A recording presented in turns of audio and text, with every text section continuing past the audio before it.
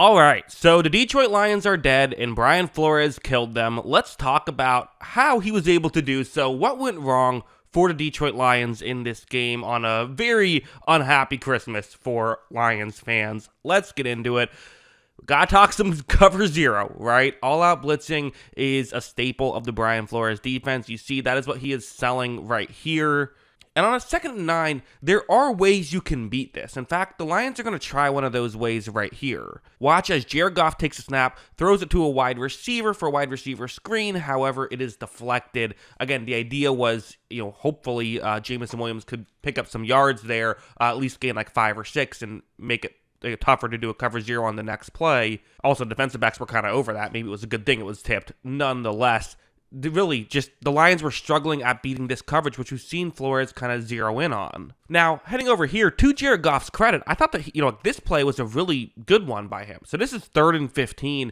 They're showing cover zero. And for Jared Goff, what is kind of the book on Jared Goff? Everyone will say, really good when he is protected, when he has a clean pocket, he can, navigate things really well. But when you send a house like the Vikings are doing here, he can struggle. Watch as Minnesota here, they, all out pressure, a couple guys get through, which is going to happen when you send pressure like this. However, the edge rusher who was lined up towards the bottom of the screen dropped back into coverage. So Goff notices this, and whoa, he's gonna look like Lamar Jackson out there. Watch him be able to, run past the defenders, throws off balance, hits an open man. Really strong play there by Jared Goff. That's not the kind of play you expect from him, and they got one from him. And in fact, I thought there were plays when Goff just did a good job. Like, a lot of people are saying, well, this was all Jared Goff's fault.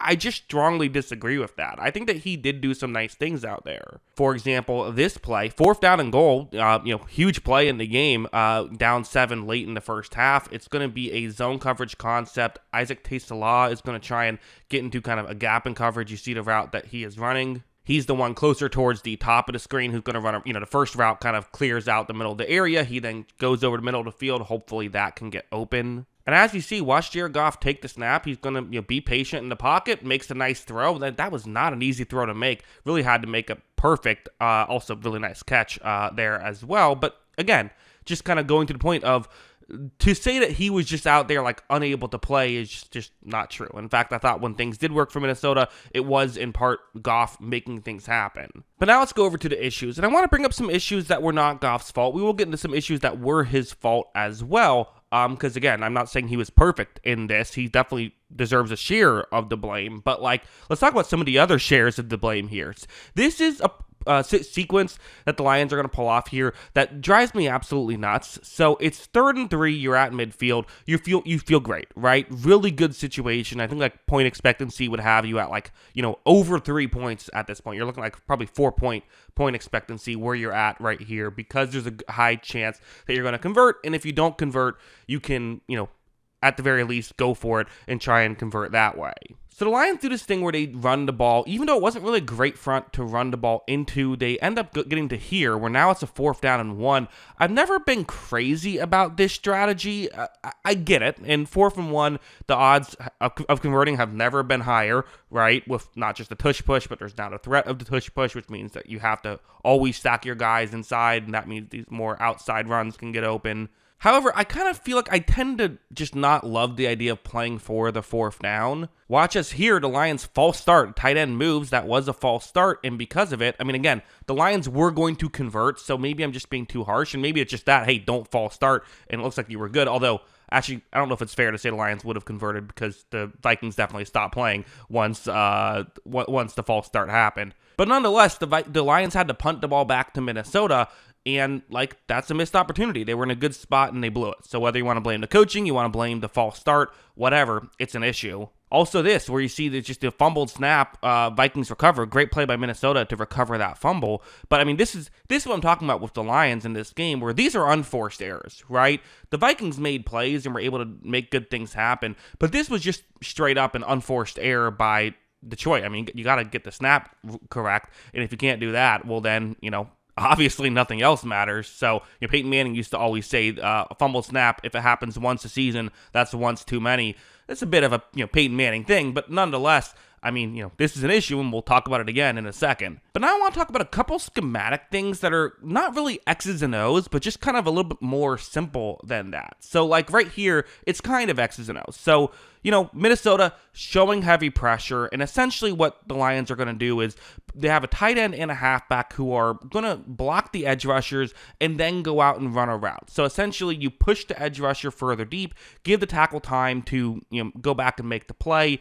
If the tackles don't have to block someone in front of them, they go back and block the edge rusher. However, when Goff takes a snap, watch what these edge rushers do. They saw that situation, and since both of them do this, I just assume this is Brian Flores coaching them. They both go for just a pure speed rush. They both go really wide right here. So what does this mean? Both tackles can't really get in position right now to make the block. Now, Goff could step up in the pocket, but I think this is just really clever how I really do feel like both, they kind of used the chip to their advantage. They used the fact that the back and the tight end were blocking them further wide to their advantage. They kind of knew that was going to come, and, they're in this situation. As you see, Goff somehow doesn't notice either guy, which Goff has to have better pocket presence than that, but also it just happened so quickly. He might have just not adjusted and loses the football right there. So, again, these turnovers are huge, but also part of it is good scheme stuff by Minnesota and really just good awareness. This was another thing I think was really interesting, which was, so there were a lot of deflected passes in this game. Like you see, again, show cover zero.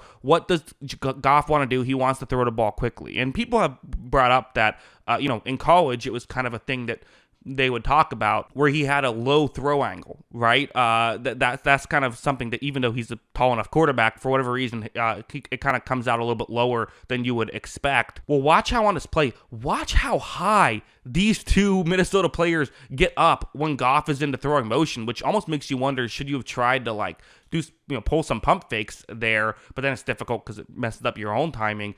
But this is just like, how do you get over this? This pass is in fact deflected, and that's part of why this cover zero stuff worked just so well for Minnesota. I mean, what is Goff supposed to do here when, pressure is coming immediately, and every time he tries to throw, there's a wall? Again, you had this one where, this is going to be kind of the obvious example of why cover zero can be an issue. Watch, unblocked man, Goff, doesn't have a place to throw the football, takes the quick sack, and now you're, on 2nd and 9, now you're down to 3rd and 1,000,000, and that basically killed that drive.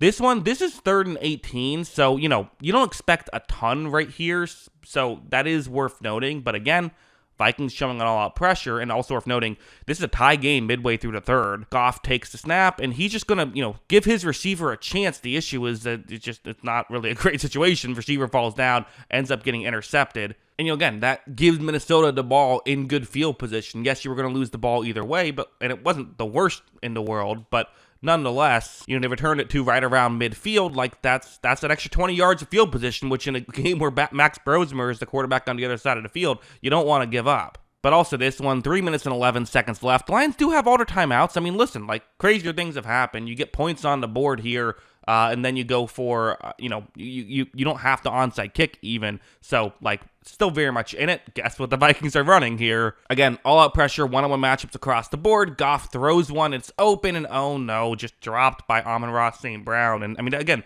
Amon-Ra St. Brown, I'm sorry, you're number one receiver. You got to make that catch. The game is on the line. The season is on the line. That just can't happen. There are too many can't happens happened for Detroit in this game. And the last of which being this one, which was kind of a fitting end, where it didn't officially end the game, but it ended the game. 3rd down and 10.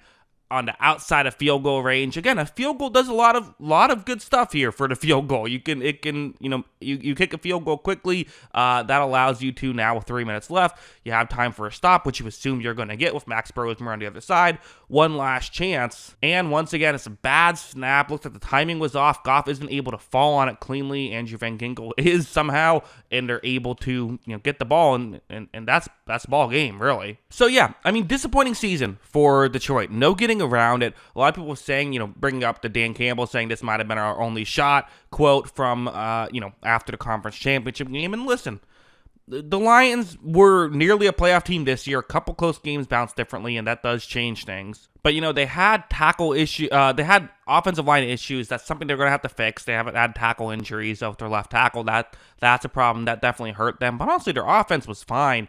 Then the defense just got ravaged with injuries. I do think, maybe I'm crazy, I do think that they have enough offensive talent. Fix the offensive line a little bit. Hope that next year is the year that you don't get ravaged by injuries. And I do think that I don't think the Lions are dead just yet. I really don't, but definitely a deflating way to go out and kind of a fitting way for the season to end, I suppose. But yeah, those are my thoughts. What are yours? Let me know in the comments below. Always love hearing from you. And of course, as always, thanks for watching.